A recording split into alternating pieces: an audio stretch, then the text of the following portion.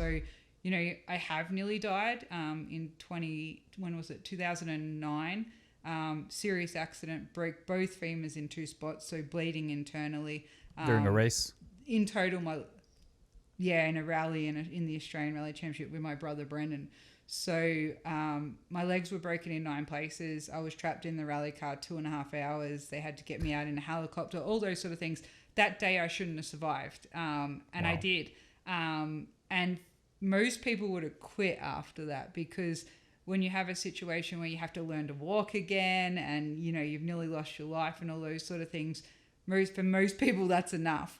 But, for me, I just got back to it and I learned to walk again. And 6 months later, I was back in a rally car. So I just think it's the same as, all the people that do Nitro Circus and all these different things. Like, if it's your passion and that's what you want to do, even though there's so much fear and possibility of crazy things happening, you just want to get back out there. Right. It's a part of the sport.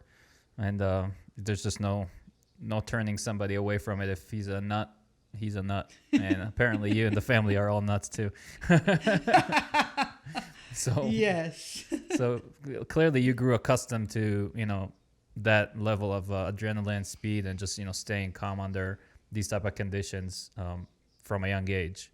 So going, faster and with even more wacky drivers like your recent ones, maybe that wasn't such a big, difference anymore, because you've been doing it for such a long time. You've learned to, trust the drivers and know who they are. So how do you gain trust in a driver, because of course all you know about them is their record. Let's say you never drove with them before. How do you go from, someone that you've seen on TV or read about or looked at their stats to getting in the car with them and feeling okay? Is there a process that would be a normal procedure where a co-driver kind of starts, mingling with a driver? Obviously, you don't just jump into the car for your first recce and race, right? No, for sure. That's a good question you asked, because obviously with our training business, we line up, a lot of drivers and co-drivers and things like that. So Alex and I have a lot of processes we go through when a driver contacts us. One of the main things we like to do is ask the driver that they come and train with us with our business. So we can teach them, even though the co-driver's job isn't to write pace notes, with all our experience, we know so much about pace noting that, a lot of people in a national championship, we can teach them a lot. So usually we request that they come and do Australian Pro pace note training, so you get to know them more and things like that.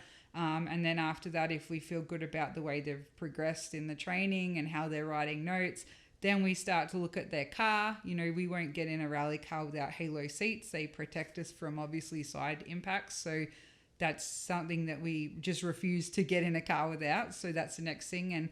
And we, need to check if we're happy with their seat mounts, their roll cage, all of those sort of things. Even though there's requirements and in tech it's all checked, at the end of the day, we personally have high standards of what we require from a car.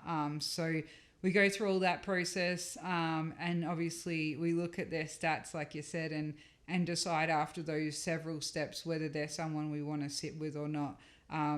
There have been people that we haven't sat with because we didn't feel comfortable, and that's just because at the end of the day your life is at stake. So why would you be stupid and get in with someone that you don't really know and you don't feel good about the situation? So when you ask that question, it applies to any student we have or, anyone we work with. We ask them to do that same process where, they ask for some onboards to watch, and they ask about their notes, and they ask about the safety of the car and all those sort of things. So if anyone...